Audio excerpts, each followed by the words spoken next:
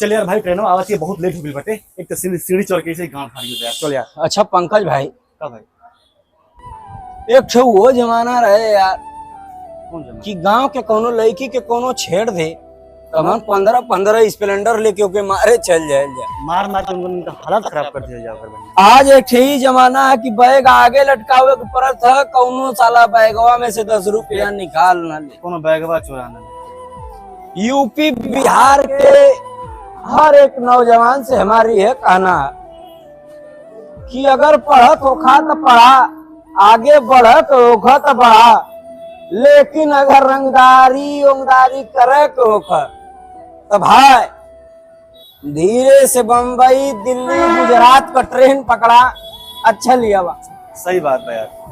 कम से कम महीना का अगर 15,000 कमैबा, 5,000 उड़ैबा, 10,000 अगे घरे भेजबा, तब वो परिवार के स्थिति सुधरी।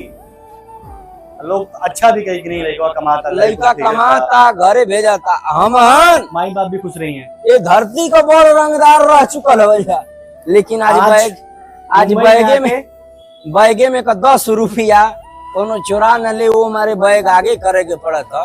चला यार, चला ट्रेन पकड़ चल।